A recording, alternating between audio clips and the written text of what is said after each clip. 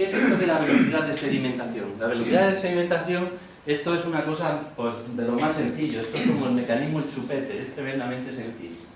Esto consiste en hacer una extracción de sangre y se deja que se ponen unos tubitos y se deja ahí que vayan sedimentando durante una hora. Bueno, ahora tenemos la luz dada y aquí vemos que ha llegado hasta una altura, aquí hasta otra, ¿verdad?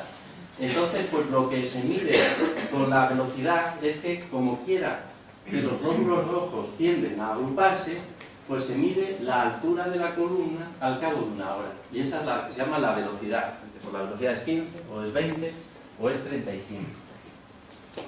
Esto es algo tremendamente inespecífico, tremendamente inespecífico. Tengo velocidad, nadie, tengo velocidad. Bueno, es una frase hecha bastante común, la idea de que tengo velocidad. Tener la velocidad no es nada, porque en principio puede alterarse esa velocidad en muchas situaciones.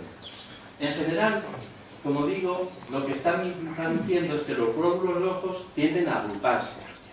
Y cuando cambia, lo que están midiendo es la composición de la sangre. Cuando cambia la composición de las proteínas de la sangre, esos glóbulos rojos pueden tener más tendencia o menos tendencia, sobre todo más tendencia, a agruparse más deprisa. Y eso es lo que nos mide.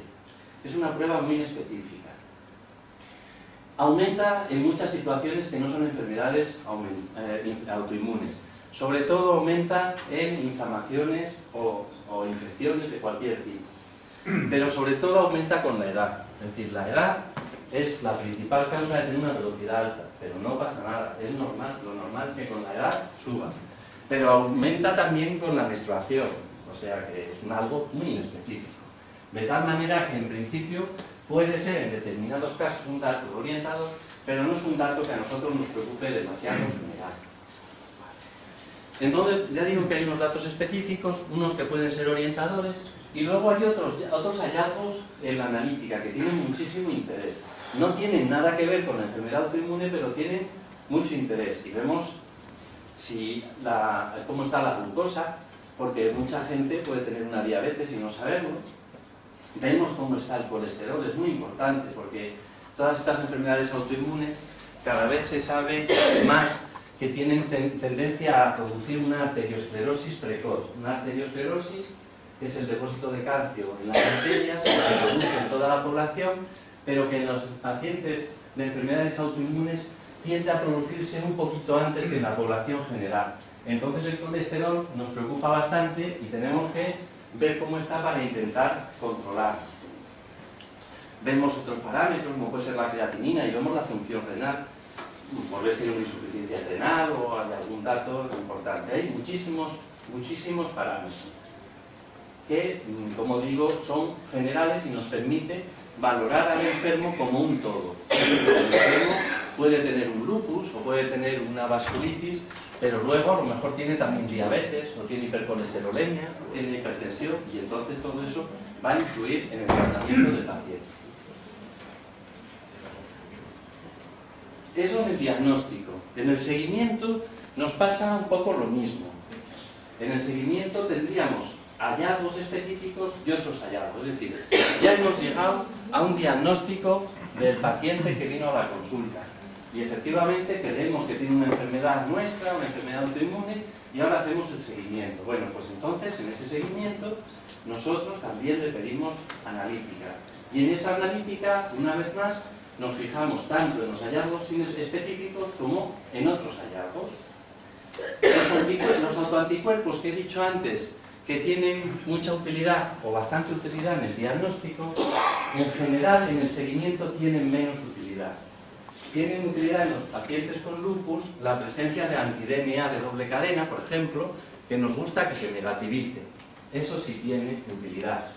Pero en general, por ejemplo, alguien que tiene unos anticuerpos de otro tipo, de los que ponía antes, unos otro tipo de anticuerpos, lo normal es que los mantenga positivos y no tienen mayor trascendencia desde el punto de vista del seguimiento. No obligan a hacer ningún cambio en el tratamiento en general.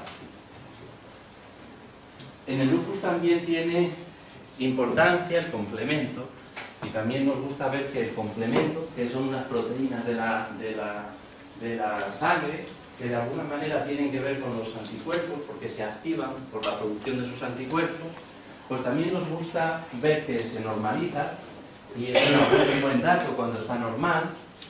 En las vasculitis, esos anticuerpos, esos ANCA, en general nos gusta que se negativice, pero también es verdad que sabemos que hay algunos enfermos que siguen teniendo esos anticuerpos positivos y están fenomenal desde el punto de vista clínico.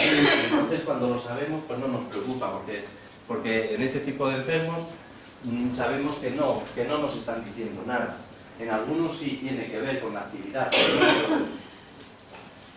En algunas situaciones, por ejemplo el embarazo, pues nos interesa, y esto ya hablamos en la anterior charla, sobre el embarazo en estas enfermedades, e interesa ver este tipo de anticuerpos, los anti-RO, los anti-LAG, porque sí que pueden relacionarse con alguna complicación en el feto. Es decir, que hay por una parte una serie de hallazgos específicos, distintos.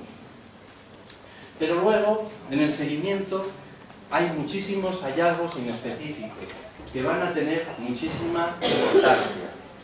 Porque cuando nosotros empezamos a utilizar algún tipo de tratamiento, y sobre todo si es algún inmunosupresor, nosotros tenemos que vigilar siempre efectos secundarios de los posibles tratamientos.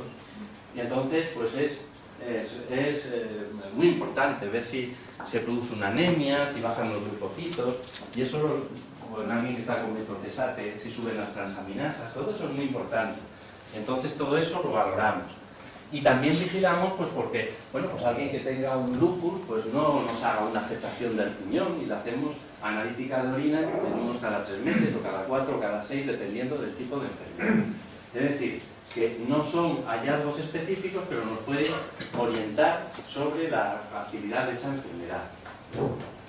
Y siempre, siempre, por supuesto, porque algo que pasa en la consulta es que ya nosotros llevamos muchos años, hay enfermos que llevan más de una década en la consulta, pues pasa que con la edad pues empiezan a aparecer cosillas.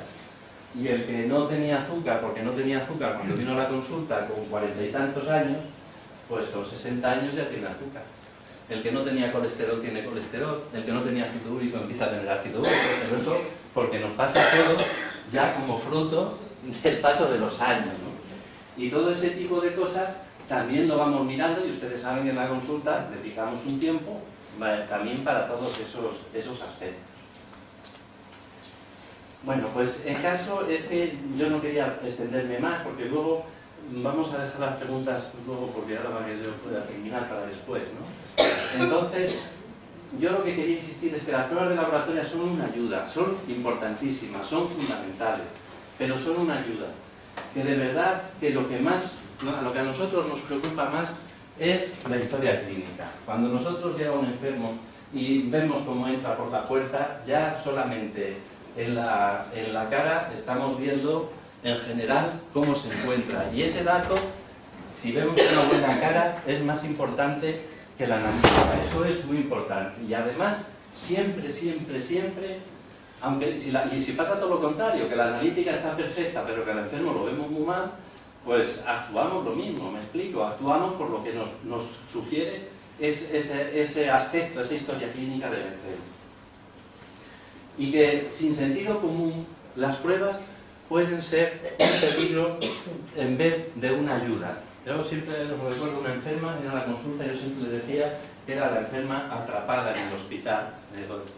Digo, la atrapamos en el hospital hace unos años y ya no ha podido salir de aquí, porque la envió su médico por un motivo y aquello todo fue prolongándose y acabó convirtiéndose ya en una enferma de verdad. La atrapamos. Que los médicos somos un desastre, ustedes. Entonces siempre hay que actuar o intentar actuar con sentido común. Siempre la historia clínica y las pruebas.